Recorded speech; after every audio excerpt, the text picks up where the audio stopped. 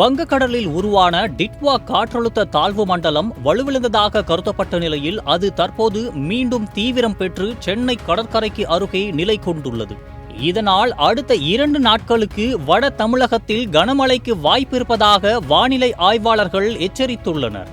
இது குறித்து விரிவான தகவல்களை இப்போது பார்க்கலாம். தென்மேற்கு வங்கக்கடலில் நிலை கொண்டிருந்த டிட்வா காற்றழுத்த தாழ்வு மண்டலம் வறண்ட காற்றின் ஊடுருவல் மற்றும் செங்குத்தான காற்று வெட்டு காரணமாக அதன் புயலாக மாறும் திறனை இழந்தது. இதனால் வட தமிழக மாவட்டங்களுக்கு விடுக்கப்பட்டிருந்த அதி கனமழை எச்சரிக்கை விலக்கிக் கொள்ளப்பட்டது. இந்த அமைப்பு டெல்டா மாவட்டங்கள் மற்றும் தென் தமிழகத்தில் கனமழையை கொடுத்த போதிலும் வட தமிழகத்தில் எதிர்பார்த்த மழையை கொடுக்கவில்லை. ஆனால் தற்போது நிலைமை மாறி உள்ளது. வலுவிழந்ததாக கருதப்பட்ட அந்த அமைப்பின் வடக்கு பகுதியில் மீண்டும் மேகங்கள் திரண்டு தீவிரம் அடைய தொடங்கியுள்ளது.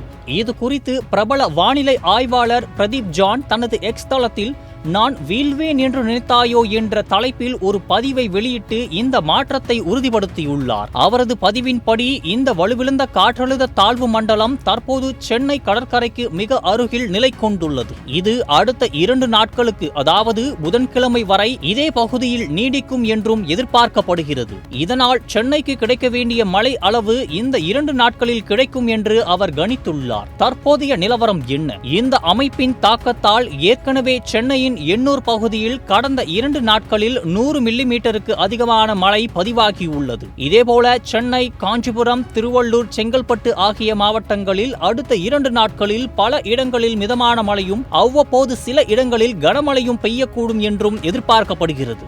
எனவே புயல் என்ற ஒரு பெரிய ஆபத்து விலகியிருந்தாலும் கனமழைக்கான வாய்ப்பு இன்னும் நீடிக்கிறது. குறிப்பாக சென்னை மற்றும் அதன் சுற்று வட்டார பகுதிகளில் வசிக்கும் மக்கள் அடுத்த 2 நாட்களுக்கு எச்சரிக்கையுடன் இருக்குமாறு அறிவுறுத்தப்படுகிறார்கள்.